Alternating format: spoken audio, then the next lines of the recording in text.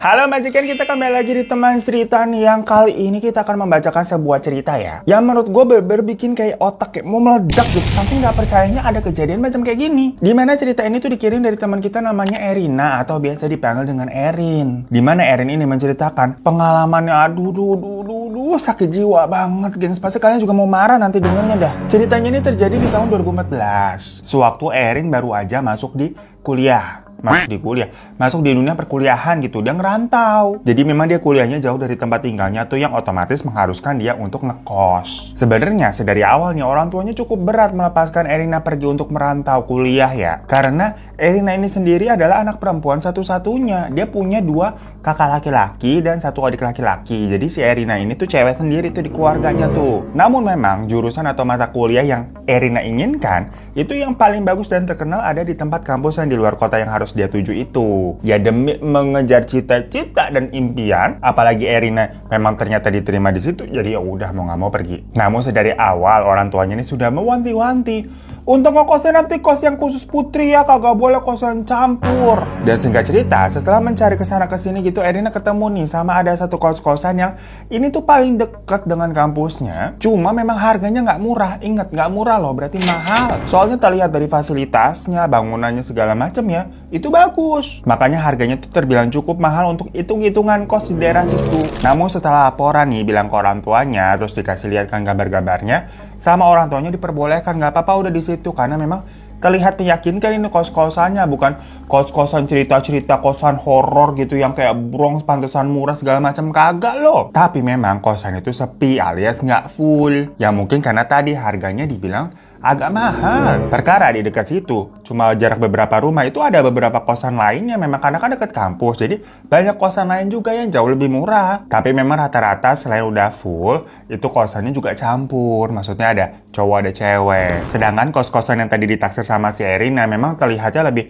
eksklusif, kelihatannya estetik gitu bangunannya, furniture di dalamnya juga lebih baru, dan harganya itu mahal tapi sudah include apa namanya laundry baju, listrik, ada security juga yang nungguin sama cleaning kamar. Lah macam tinggal di hotel, tapi ini bedanya kos-kosan. Ya berhubung tadi orang tuanya udah ngasih lampu hijau gitu, nggak masalah sama harganya, ya akhirnya si Erina ngekos di situ. Dan awalnya dia bingung nih nentuin mau kamar di mana, karena tadi masih banyak yang kosong kamarnya. Kosan itu 2 lantai gengs, dan si Erina nih mikir kalau misalkan di lantai 2 dia capek kali ya naik tangga gitu, apalagi kalau misalkan habis bawa belanjaan, bawa barang-barang. Jadinya dia lebih memilih di lantai 1 aja ya, memang kondisinya lebih rame. Maksudnya kalau di lantai 2 itu lebih jarang orang, yang jadi nuansanya tuh memang lebih sepi. Dan di lantai 2 tadi itu juga ada namanya ruang laundry, dimana di situ ada 2 mesin cuci yang buka depan gitu tuh buat para penghuni kos. Modern banget makanya. Tadi kan dibilang kosnya itu padahal udah include laundry, sampai cuci gosok juga gengs. Ada ibu-ibu yang gosokin bajunya itu namanya Bu Ipa. Tapi Bu Ipa itu kesananya kayak cuma 2 kali seminggu. Dan selebihnya misalkan anak kosan atau mau nyuci baju, ya berarti kan itu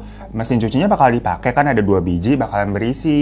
Makanya si Erina mikir kalau dia tinggalnya di lantai 2 itu sedikit banyak pasti akan selalu kedengeran tuh suara yang namanya mesin cuci. Ya udah awal-awal tinggal di sana, Erina ketemu tuh sama beberapa kenalan baru yang penghuni di situ, yang rata-rata ternyata pada kerja semua. Bener-bener cuma dia doang nih yang anak baru kuliah. Ya balik lagi, kayaknya gara-gara harga tuh ya, memang kos-kosan itu tuh cocoknya untuk para pekerja. Dan di awal-awal perkuliahannya semuanya berjalan baik. Erina juga dideketin nih sama kakak kelasnya bernama Vino. Tapi sebenarnya udah banyak yang bilangin kalau Vino itu kayaknya kurang baik deh Erin. Dimana katanya si Vino ini memang terkenal suka deketin maba alias mahasiswa baru tuh, kayak si Erina nih alias si Vino mah playboy. Tapi mungkin si Erina yang masih agak naif ya waktu itu ya. Dan Vino memang tipe yang cakep-cakep kayak bad boy cakep gitu lah orangnya lah. Suka cari-cari penyakit sih sama si Erina. Istilahnya udah tahu red flag masih aja ditubruk. Dan semenjak deket tuh, jadi dibilang pacaran juga gimana ya, lebih ke HTS-an kali ngomongnya ya. Lah kan tadi dibilang si Vino ini playboy, emang si Erinanya aja kayak gak sadar-sadar. Kagak dipacarin tapi hubungannya tuh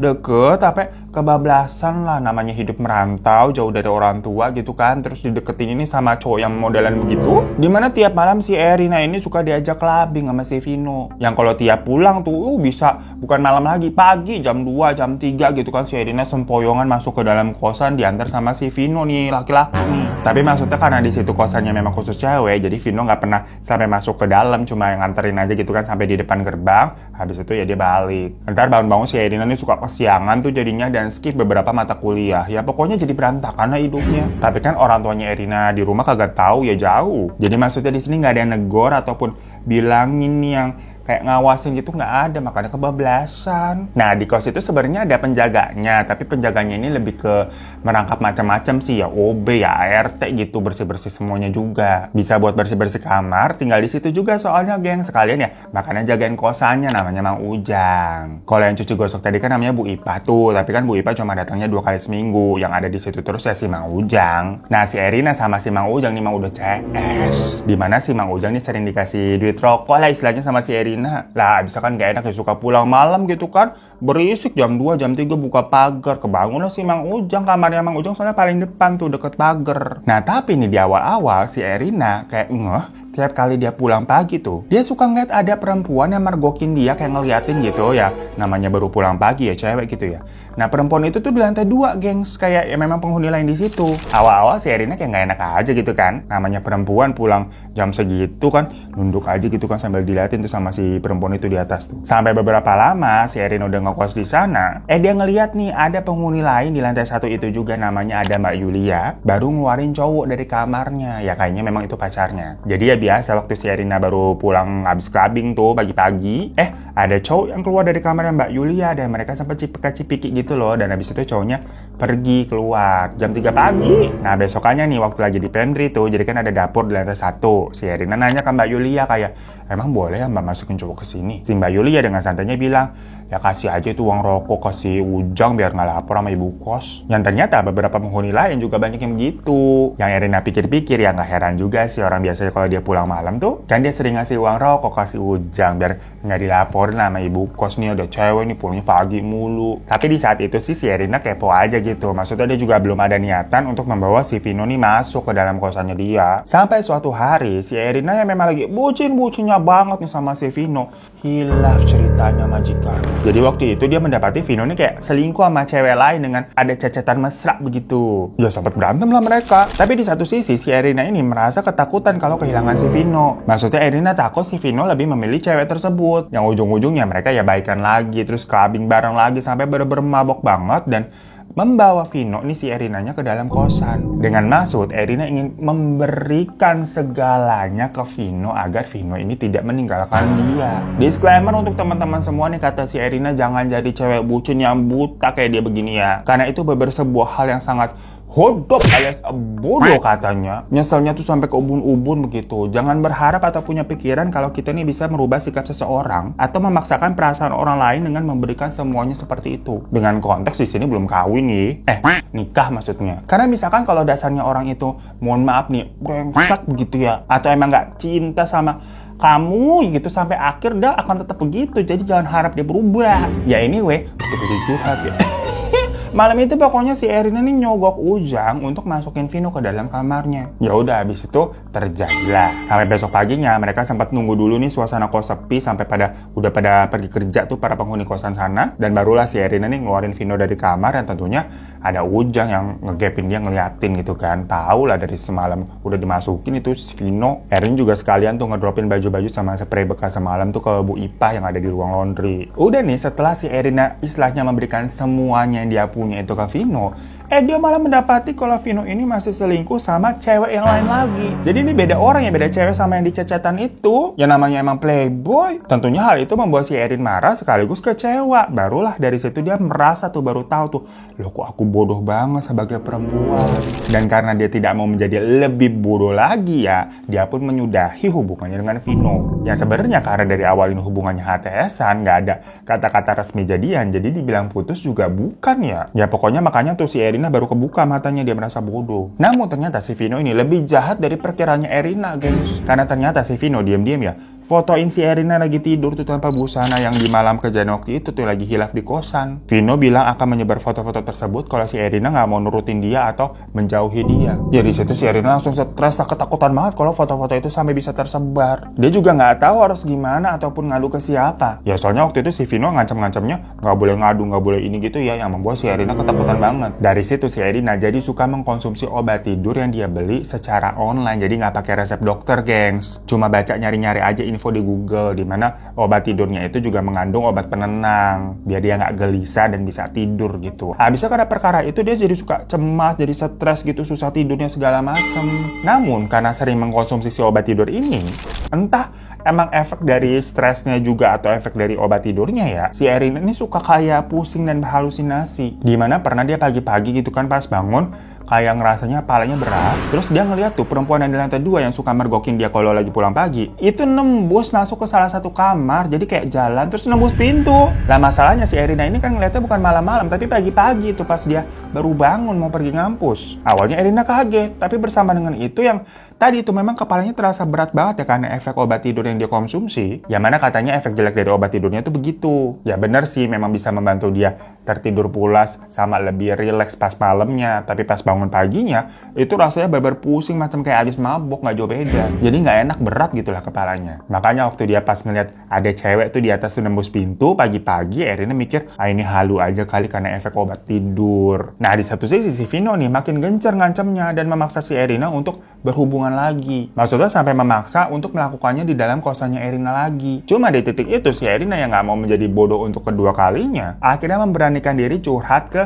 teman-teman di kampusnya dengan ya perasaan malu, takut, pokoknya campur aduk lah pokoknya pertamanya. Tapi ternyata teman-teman yang satu angkatan itu pada baik-baik. Mereka langsung kayak ya marah sih dan melindungi Erina. Walaupun tetap aja maksudnya pasti ada kata-kata, tuh kan udah gue bilang Vino tuh emang red flag. Cuma ya gimana, nasi udah jadi bubur. Akhirnya mereka menyarankan untuk udahlah lapor dekan aja. Awalnya Erina mah takut kalau ntar dia lapor malah dia dikeluarkan atau diskors. Karena kan dianggap berbuat juga. Cuma teman-temannya pada meyakinkan kalau Erina ini korban, kamu tuh korban, jadi jangan takut untuk lapor. Sampai akhirnya ya udah si Erina memberanikan diri untuk lapor sebelum semuanya terlambat. Maksudnya kalau foto-foto itu sampai kesebar duluan lah, bisa lebih kacau lagi keadaannya. Long story short nih, Vino dipanggil dan handphonenya disita. Ternyata banyak foto-foto dari cewek-cewek lain yang diperlakukan kurang lebih sama tuh. Terus diancam-ancam juga sama si Vino biar nggak speak up gitu. Jadinya hampir semuanya juga nggak berani speak up memang. Jujur awalnya sebenarnya di sini sih ada part yang nggak berjalan mulus. Maksudnya ya bisa dibilang ini momen sedihnya sih ya. Waktu si Erina lapor tuh, dia malah disalahkan sama pihak kampusnya. Maksudnya nggak serta-merta dilindungi sebagai korban, gengs. Awalnya mah dianggap kayak salah juga si Erina karena kan melakukannya mau sama mau. Ya pokoknya hal itu cukup membuat si Erina down sih pada awalnya. Tapi memang karena untuk menjaga nama baik kampus sebelum foto-foto itu tersebar, yang takutnya kan kalau udah kesebar terus dicari tahu nih ceweknya siapa nih, mahasiswi di situ tuh, jelek juga nama kampusnya akan jadi berita. Makanya pihak kampus manggil Vino terus handphonenya disita. Ternyata banyak korbannya. Ya maksudnya kalau si Erina disalahkan gitu kan sampai diskors atas perbuatannya, berarti cewek-cewek yang ada di foto-foto handphonenya si Vino itu juga harus sama kena skor semua. Kebanyakan. Akhirnya yang diskors ya si Vino aja tuh karena dianggap sebagai pelaku kejahatannya. Ingat ya, cuma diskors bukan dikeluarin loh. Makanya ini kita nggak nyebutin kampus dan daerahnya ya, karena sebenarnya hal ini cukup disayangkan sama si Erina dan beberapa mahasiswa di sana pada saat itu. Ya tapi dari situ pun masalahnya belum selesai, masih panjang. Karena si Erina ini makin mendapatkan teror dari Vino yang jadinya marah sama dia. Habisnya kan gara-gara si Erina ngelapor tuh Vino jadi diskors dan diamuk tuh pasti si Vino sama orang tuanya. Dari situ si Erina mulai dapat tuh chat-chatan dari nomor tak dikenal yang berisi ancaman-ancaman. Yang si Erina mah udah tahu ini pasti si Vino nih, habis siapa lagi? Sampai yang bikin si Erina ketakutan, dia tuh tahu dapat paket berisi bangkai kucing yang ditusuk sama pisau. Jadi si Erina ini emang pecinta kucing, gengs. Dia tuh selalu bawa makanan kering, katanya makanan kucing tuh buat ngasih ke kucing-kucing jalanan. Di kosannya dia soalnya nggak boleh melihara hewan, tapi kalau di rumahnya dia banyak tuh melihara kucing. Jadinya kerjaannya ya suka ngasih makan tuh kucing-kucing di depan kosan ataupun di sekitar kampus gitu kan. Dan Vino tahu tentang hal itu. Tahu-tahu dia dapat paket isinya bangkai kucing yang ditusuk pisau, apa nggak jaret ketakutan si Erina. Nah akhirnya bangkai itu dikuburin tuh sama si Mang Ujang. Dan akhirnya si Erina cerita juga tuh tentang Vino. Maksudnya cerita ke Mang Ujang kayak, Mang, kalau ngeliat si Vino di sekitaran kosan ini terus mau masuk jangan dikasih ya Pak. Ya pokoknya Erina nih cerita kalau sepertinya si Vino nih marah dan punya niatan jahat sama dia segala macam. Ya takut soalnya si Vino nekat gitu kan masuk ke dalam kosannya si Erina. Yang untungnya Mang Ujang kan sebelumnya tahu yang mukanya si Vino kayak apa. Nah waktu itu pernah nih si Erina lagi nyuci dalaman ceritanya di lantai 2 di ruang laundry. Jadi walaupun tadi udah ada jatah laundry, tapi entah kenapa kalau masalah dalaman katanya jadi rusak semua kalau dicuci sama Bu Ipah.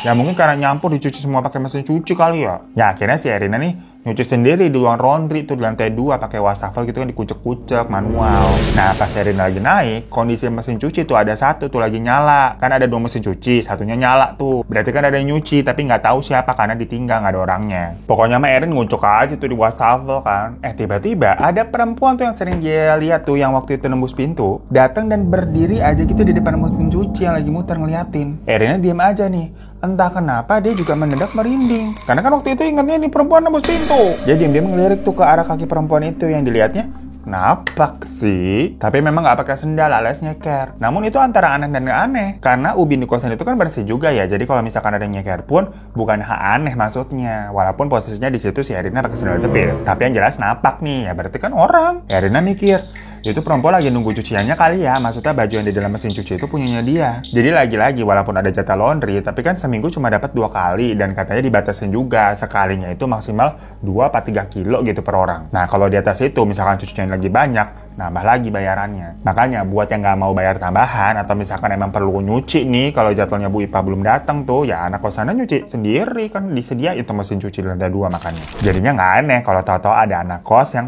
pakai mesin cuci itu. Nah perempuan itu pokoknya berdiri lama aja mandengin mesin cucinya, geng, saya muter doang gitu.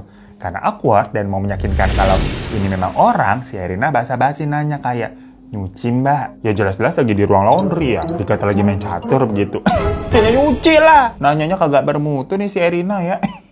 Wanita itu tuh nengok ke Erina, terus kayak ngeliatin dari atas sampai bawah gitu, dari atas sampai bawah. Nah di situ si Erina ngeliat si wanita ini ternyata cantik banget, namun tatapannya kok kayak kosong aneh. Habis itu dia pergi aja gitu tanpa menjawab pertanyaan si Erina tadi. Lah, si Erina bingung kan? Emang aneh tuh perempuan. Udah nih abis itu si Erina jemur tuh pakaian dalamnya di ruangan itu. Abis itu balik ke kamarnya. Di situ karena dia memang merasa ngantuk, jadi si Erina ini tertidur tanpa pakai obat tidur malam itu. Tapi tiba-tiba jam 12 nih ada yang gedor-gedor pintu kamarnya. Gedornya kayak nggak nyontek gitu, bukan yang biasa. Sampai Erina kayak kebangun kan siapa gitu. Dengan masih setengah sadar dia buka pintunya tuh. Dan ada angin yang berhembus kenceng banget masuk kamarnya. Tapi di luar dia lihat nggak ada siapa-siapa. Erina yang bingung sekaligus ketakutan langsung nutup pintunya lagi dan kunci. Dia deg-degan tuh jadinya ya minum obat tidurnya lagi supaya bisa lebih tenang dan bisa balik tidur. Nah jadi kalau kata si Erina biasanya kalau dia nenggak obat tidur dia tuh emang nggak mimpi apa-apa, ada belas segitu rasanya dan bangun-bangun ya udah pagi tapi kepalanya jadi berat tuh pagi-pagi. Nah entah kenapa pas pagi itu kepalanya bukan berat lagi tapi kayak sampai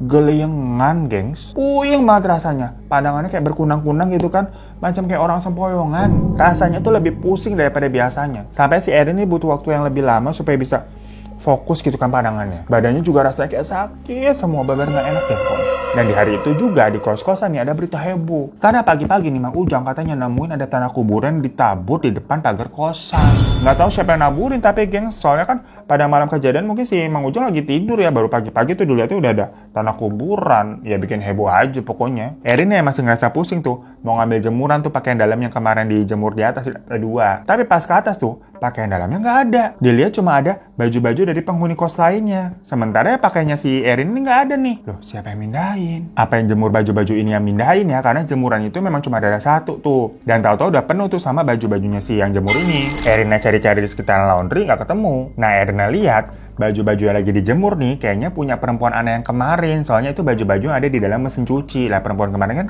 ngeliatin mesin cucinya terus tuh. Dia kali ya mindahin pakaian dalamnya si Erina. Jadi sama si Erina disamperin lah ke kamar perempuan itu. Yang terakhir kali si Erina kan ngeliatnya perempuan itu kamarnya di pojokan yang nembus pintu ke dalam tuh. Cuma ya Erina akhirnya berpikir waktu ngeliat si perempuan itu nembus pintu ke dalam ya cuma halu aja, sebenarnya nggak nembus kali dia masuk buka pintu. Jadi ketok-ketok tuh sama si Erina. Tapi tahu-tahu yang keluar malah penghuni di kamar sebelahnya. Ngelongok gitu kan, dikirain mungkin ngetok pintu kamarnya dia kali ya, karena kan sebelah-sebelahan tuh. Cari siapa mbak? Di situ nggak ada orangnya, kata si penghuni yang keluar nih yang lagi ngelongok. Erina bilang masalah pakaian dalamnya dia yang dia jemur tuh di situ tuh kayaknya ada yang mindahin.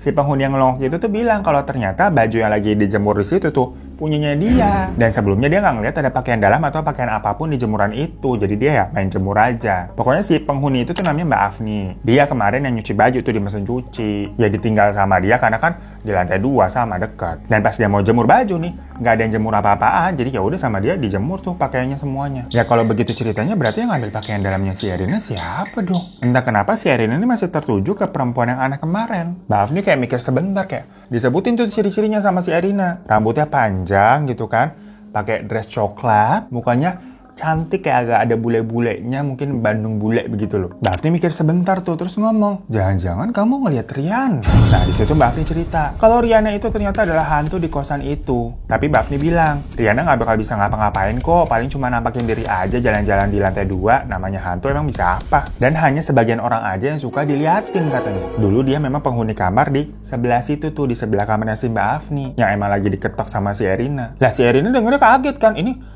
Mbak Afni serius apa enggak sih? Soalnya kayak ngomongnya enteng banget, kayak oh Riana itu mah hantu. Jadi bingung gak si Erina bener apa enggak? Si Mbak Afni ini perawakannya nyentrik banget soalnya, rambutnya cepak gitu kan cewek, tatoan, tindikan di mana-mana. Ya pokoknya pada akhirnya si Mbak Afni kan bilang dia nggak pernah ngelihat pakaian dalamnya si Erina. Udah, ya mau gimana abisnya, si Erina langsung pamit deh pergi ke bawah dan masih mencerna tadi nih Mbak Afni cerita tentang Riana bener apa enggak? Dari situ makanya si Erina nanya ke Mang Ujang. Ya awalnya nanya tentang pakaian dalamnya tuh yang dia jemur di lantai 2, ngeliat nggak? Ya Mang Ujang juga bilang nggak tahu. Dan waktu si Erina nanya tentang Riana, Mang Ujang kayak kaget.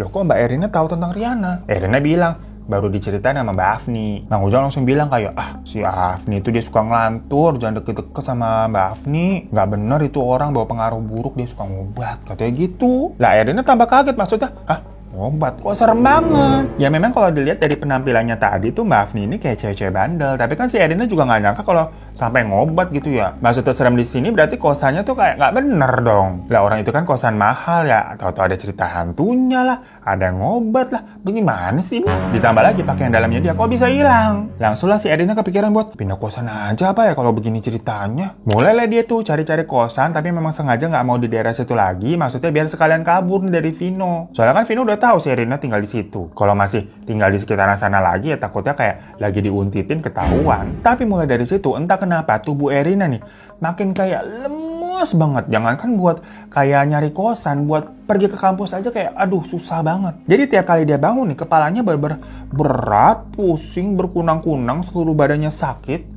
Sampai dia suka mual dan muntah tiap pagi, tiap bangun tuh. Erina langsung mikir kayaknya ini adalah efek dari obat tidur yang sudah berlebihan sebelumnya dia konsumsi terus kan hampir tiap hari tuh, tiap malam dia kalau mau tidur minum nenggak. Wah nggak bener nih. Akhirnya dia mencoba untuk stop tuh konsumsi obat tidurnya. Tapi ternyata setelah udah stop konsumsi nih, efeknya nggak hilang sama sekali. Malahan tambah parah dan kali ini dia mimpi. Jadi sebelumnya pas konsumsi obat tidur itu kan dia nggak pernah mimpi apa-apa ya, blas. Nah pas sudah stop konsumsi dia malah mimpi. Gimana di dalam mimpinya itu, Erina ini selalu melihat sosok Riana yang berdiri di dalam kamarnya. Posisinya tapi diam aja ngeliatin si Erina yang ada di kasur. Pokoknya Riana berdiri itu sambil megang sebuah bantal dan menghilang, abis itu pergi aja keluar nembus pintu. Nah masalah mimpi tersebut tuh terus berulang tiap kali si Erina bangun dan dia selalu juga merasa pusing, badannya tadi tuh sakit disertai mual, muntah tiap pagi. Erina ceritalah ke teman kampusnya tuh dan tanggapannya ini beragam nih. Ada yang menganggap itu ya karena efek obat tidur yang selalu diminum sebelumnya dan jadinya masih ada efeknya gitu berkepanjangan. Makanya disarankan Erina untuk cek ke dokter. Ada juga tapi yang beranggapan kalau jangan-jangan Vino yang dendam deh mengirimkan sesuatu yang goib-goiban gitu ke Erina. Sampai tiap hari si Erina merasa pusing, muntah-muntah gitu kan tiap pagi. Apalagi sebelumnya kan ada cerita tuh tentang tanah kuburan segala macem, bangkai kucing gitu kan. Jangan-jangan itu semua memang perbuatannya si Vino. Tapi ada juga yang berpikiran kalau kos-kosannya si Erina ini memang berhantu. Kalau begitu udahlah pindah aja. Ya pas dengar begitu si Erina kan memang punya niat ya, ada tahapan dia nyari kosan baru tuh emang mau pindah. Yang jelas dari 3 tanggapan itu akhirnya si Erina ke dokter dulu lah nih untuk ngecek keadaannya. Dan dia juga jujur tuh ke dokter kalau sebelumnya dia bilang mengkonsumsi obat tidur yang dia beli tanpa resep dokter. Di situ si Erina sempat dimarahin, maksudnya kata itu berbahaya loh karena obat tidur yang dikonsumsi sama Erina ini dosisnya juga lumayan tinggi. Tapi pas dicek-cek lagi, ternyata dokter mengatakan Erina hamil. Apa nggak shock itu si Erina dengarnya? Bener dok. Ya mungkin itu kenapa si Erina ini tiap pagi merasa mual-mual. Ya kalut banget si Erina pada saat itu. Dia nggak tahu mesti gimana. Akhirnya ya karena itu udah pasti hasil perbuatan dari si Vino. Setelah sekian lama menghindar dari itu orang, si Erina nih malah nyamperin tuh nyariin si Vino. Minta tanggung jawab lah. Nangis-nangis si Erina tuh. Tapi seperti yang diduga, Vino nggak mau tanggung jawab. Malah dia ngelak bilang kalau di malam kejadian tuh dia tuh pakai pengaman, jadi nggak mungkin si Erina bisa sampai hamil. Tapi menurut Erina malam itu kayaknya kamu nggak pakai pengaman karena nggak ada adegan mampir dulu untuk beli gitu dari tempat tadi mereka clubbing tuh langsung ke kosan. Vino tetap ngelak bilang kalau dia selalu bawa di dompetnya namanya pengaman itu, dan Erina terlalu mabok untuk mengingat kejadian malam itu. Kamu bisa-bisanya bilang aku nggak pakai, orang aku pakai. Pokoknya Vino ngotot pakai pengaman dan nggak mau tanggung jawab intinya. Ya Erina debat kan kayak pengaman bisa aja bocor, bisa aja rusak segala macam. Adi siapa lagi loh, maksudnya Erina hanya pernah berhubungan untuk pertama dan terakhir kalinya dengan Vino doang. Ada gila-gilanya kali dikirain ini anak setan. Tapi ikutan emosi juga kan kita. Ya pokoknya Erina juga mungkit-mungkit tuh tanah kuburan di depan kosannya, paket bangkai kucing segala macam. Kan kamu yang ngirim kan? Si Vino sih tetap gak ngaku ya, dia bilang enggak. Ya tapi kan padahal si Erina yakin banget orang si Vino. Tapi gimana si Vino gak mau tanggung jawab? Ya frustasi lah si Erina. Dia sampai kepikiran untuk mengakhiri hidupnya tuh. Terlintas kayak mau nenggak tuh semua sisa obat tidur yang dia punya. Tapi akhirnya dia teringat nih sama orang tuanya yang pasti akan sedih jika Erina berakhir seperti itu. Akhirnya dengan segala keberanian dan ketakutan juga, Erina menelpon orang tuanya dan menceritakan keadaannya. Di situ tentunya orang tuanya kaget dan menyuruhnya untuk pulang. Akhirnya Erina pulang ke rumah. Orang tuanya ini sempat menghubungi orang tuanya Vino untuk minta pertanggungjawaban. Tapi ternyata orang tuanya Vino kayak 11-12 lebih mempercayai omongan anaknya si Vino nih. Ya entah belain atau gimana ya, tapi nggak mau bertanggung jawab juga. Maksudnya mereka nih sampai minta bukti kalau memang itu anaknya Vino. Caranya gimana? Tes DNA. Ya cuma kalau namanya tes DNA itu kan baru bisa dilakukan kalau entar anaknya udah lahir ya. Makanya si Erina sama orang tuanya dia tuh udah pasrah aja lah. Maksudnya mereka juga akhirnya nggak mau lah punya menantu yang sifatnya kayak si Vino, meragukan anaknya sendiri padahal itu hasil perbuatannya kan kayak ya emang dasar kurang ajar begitu ya. Sampai ya udah si Erina nih hamil dan dirawat oleh orang tuanya hingga melahirkan tuh bayi laki-laki yang akhirnya diberi nama Gilbert. Erina juga berusaha menyayangi Gilbert nih yang merupakan gimana pun juga darah dagingnya. Cuma memang sepertinya dari orang tuanya Erina nih bukan mau minta tanggung jawab juga, gimana ya bilangnya, lebih ingin membuktikan aja kayak mempertahankan harga diri kalau ini memang anaknya Vino. Maksudnya kemarin-kemarin nih si Vino sama orang tuanya si Vino itu tidak mengakui itu adalah anaknya si Vino, berarti kan secara tidak langsung menuduh si Erina semacam cewek nggak bener dong berhubungan dengan pria lain selain Vino gitu, ngerti maksudnya ya? Akhirnya tes DNA lah. Yang mana ya dari situ akhirnya diketahui kalau Gilbert bukan anaknya Vino. Panik gak kalian? Bingung gak? Bener hasil DNA-nya gak cocok dong. Lah, Erina langsung diinterogasi kan sama orang tuanya yang kaget dan malu lah dengan keluarganya Vino kalau begini ceritanya. Erina sendiri gak paham loh. Ini gimana sebenarnya apa yang terjadi? Sampai tiba-tiba Erina dapat kabar dari teman kampusnya. Kan selama hamil tuh Erina cuti kuliah ya 9 bulan. Nah teman kampusnya di sana tuh bilang kayak ada berita tuh di kota kampusnya itu. Ini kan si Erina udah pulang ya, beda kota soalnya. Kalau kos-kosan tempatnya Erina kemarin itu lagi diliput perkara ada kejadian kriminal. Di mana penjaga kos atau si Mang Ujang ditangkap polisi karena telah membius dan melecehkan salah satu penghuni kos di sana. Jadi gengs, abis si Erina pergi tuh pulang ke rumahnya kan hamil dirawat sama orang tuanya, ada penghuni lain nih baru masuk. Kita sebut aja namanya Mawar ya. Nah Mawar ini mengaku dia sering merasa pusing dan mual setiap bangun di pagi hari semenjak tinggal di kos itu. Ya makin lama pusingnya tambah parah sampai badannya sakit semua. Hingga di satu pagi dia mendapati sebuah hal aneh. Dia melihat ada cairan yang terdapat di spray kasurnya seperti cairan pria. Merasa keadaan yang dialaminya itu sangat janggal, diam-diam Mawar ini memasang CCTV kecil tuh di dalam kamarnya. Dan dari situ dia barulah mendapati sebuah fakta yang mencengangkan. Di mana Mang Ujang yang selalu memang tinggal di situ tuh untuk menjaga kosan dan sekali bebersih kamar jika diminta anak kos ya, itu masuk diam-diam ke kamarnya si Mawar dan menyemprotkan sesuatu di bantalnya Mawar. Yang gak lama si Mawar nih pulang nih terus tidur, udah gak sadarkan diri. Dan di malam itu Mang Ujang nih masuk, habis itu membekap Mawar lagi dengan sapu tangan, lalu melecehkan Mawar yang terlihat seperti orang mati, gak bergerak, gak bangun sama sekali. Dan setelah selesai si Mang Ujang keluar kamar. Nah pagi harinya nih Mawar merasakan pusing dan sakit di badannya kan. Pas dia ngeliat cek rekaman CCTV-nya tuh apa yang terjadi semalam, dia baru melihat semua kejadian itu. Langsung dilaporin ke polisi. Ternyata pas dicek nih, cairan yang disemprotkan sama Mang Ujang di bantal itu tuh semacam obat bius, yang mana disemprotkannya itu selalu bertepatan dengan jam kepulangannya si Mawar, agar efeknya mungkin masih ada ya dan belum menguap. Makanya sewaktu Mawar tidur dia cukup tertidur pulas. Dan setelahnya Mang Ujang ini masuk menambahkan biusannya itu lagi dengan sapu tangan, sampai-sampai si Mawar ini bener kayak orang mati nggak bergerak, dia apa-apain gitu nggak berasa. Jadi ya karena si Mang Ujang ini ngejaga di depan kosan, dia mungkin hafal semua jam pergi dan pulangnya anak-anak kosan sana. Ditambah lagi Mang Ujang ini juga megang namanya katanya tuh kunci master yang bisa membuka seluruh pintu di kamar kos-kosan sana. Ya karena di sini buktinya udah jelas ya, ada rekaman CCTV-nya, ya Mang Ujang langsung diringkus, nggak bisa berkelak lah. Dari situ perempuan-perempuan lain yang ngekos di situ pada kaget semua karena ternyata banyak dari mereka juga pernah mengalami hal serupa. Maksudnya bangun-bangun kok ngerasa pusing dan mual badannya gitu loh. Cuma nggak pernah ada yang nyadar ataupun kepikiran ternyata mereka telah dilecehkan pada malam harinya. Mendengar berita itu, Erina kagetnya bukan main, ya bayangin aja coba. Karena selama ini dia kira pusing yang dialaminya itu karena efek obat tidur yang selalu dia konsumsi sebelumnya. Terus dia mual-mual ya karena ternyata hamil. Tapi ternyata semua itu adalah perbuatan Mang Ujang. Dan sepertinya memang Mang Ujang ini memanfaatkan situasi rapuhnya si Erina. Mang Ujang ini sebelumnya tahu kalau Erina mengkonsumsi obat tidur. Karena kalau ada paket datang tuh si Erina beli, itu kan di drop sama kurirnya ke Mang Ujang. Dia yang nunggu di depan pagar. Jadi setelah Erina berhenti mengkonsumsi obat tidur, disitulah Mang Ujang mulai membiusnya yang seakan-akan membuat si Erina berpikir kalau efek dari obat tidurnya itu masih ada kayak efek sampingnya. Karena rasa pusingnya lebih berat yang dialami sama si Erina, dia pun sadar kayak ini rasa pusingnya beda nih sama rasa pusing waktu kemarin konsumsi obat tidur. Itu kan baru si Erina rasakan setelah dia pisah sama si Vino dan berhenti minum obat juga kan. Nah setelah itu hampir setiap hari si Erina merasakan tadi tuh sensasi pusing sampai badannya sakit terus mual-mual. Nah jangan-jangan dari situlah hampir setiap hari si Erina dilecehkan sama Mang Ujang sampai hamil. Yang berarti si Gilbert itu adalah anaknya Mang Ujang. Gila nggak? Dan yang lebih mengejutkannya lagi nih, mind blowing banget. Polisi tentunya menelusuri dong dari mana obat bius nih bisa dibeli atau didapatkan sama si Mang Ujang. Ternyata dia dapat dari seorang kayak bandar obat-obatan. Jadi selain obat bius, Mang Ujang juga diketahui bertransaksi narkoboy. Tapi pas dicek urin dan segala macam, dirinya tuh bersih dari narkoboy. Lalu terus ngapain bertransaksi? Ternyata dia cuma jadi kurir, gengs.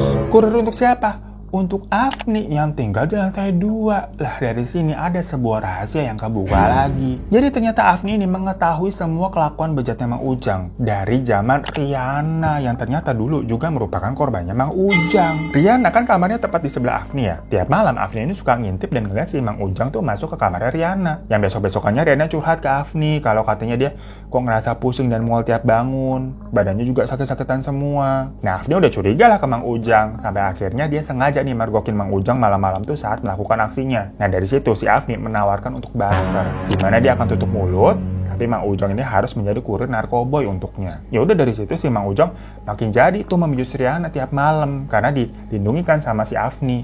Ujung-ujungnya si Riana hamil. Tapi biar nggak ketahuan, Afni ini membantu Mang Ujang untuk membuat si Riana ini overdosis. Jadi dibuat kematiannya Riana ini seolah-olah karena overdosis. Ya karena semuanya udah terungkap, Afni pun diringkus atas kesaksian dari Mang Ujang itu. So itu majikan cerita dari Erina tentang sebuah hal yang tidak terduga ya. Namun katanya sampai saat ini dia masih tuh merawat Gilbert karena gimana pun juga kan ini anaknya nggak tahu menau dan nggak salah apa-apa. Cuma jujur awalnya berat untuk menerima semua ini. Tapi perlahan setelah menjalani terapi dan sebagainya, Erina ini bisa mencoba untuk tetap ya menjalani hidup. Karena gimana pun juga walaupun dia merasa menyesal kenapa kayak nggak cepat menyadari semua ini seperti Mawar yang bisa cepat tahu kalau memang ada yang salah. Habisnya ya posisi Erina waktu itu bener-bener lagi galau. Pertama memang lagi konsumsi obat tidur juga. Jadi pas pusing dikira memang efek dari obat tidurnya itu. Dan pas hamil dikira memang anaknya si Vino. Ya tapi dia bersyukur tidak berakhir seperti Riana nih makannya. Yang arwahnya ternyata menjadi tidak tenang tapi yang nggak bisa berbuat apa-apa juga. Ya makanya beberapa kali di dalam mimpinya si Erina nih ngelihat Riana memegang bantal. Itu maksudnya mungkin sosok Riana mau mengatakan sesuatu kalau ada ya cluenya tuh di bantal itu gitu kali ya. Tapi memang nggak ditangkep nih maksudnya sama si Erina. Ya jujur pada kita sampai meledak waktu baca emailnya gengs. Kayak aduh nih Erina pasti berat banget kejadiannya begini. Dan serem ya jatuhnya ya. Makanya terima kasih banyak ya Erina udah mau sharing ceritanya. Pokoknya semangat terus dan jangan putus asa ya. Makanya kita sama-sama doakan yang terbaik ya majikan semua untuk Mbak Erina. Ya terima kasih juga semuanya udah pada nonton. Kalau mau kirim-kirim cerita bisa email di bawah ini ya. Mohon maaf kalau ada salah-salah kata. Dan sampai jumpa lagi di teman cerita selanjutnya. Assalamualaikum warahmatullahi wabarakatuh. Janganlah takut cerita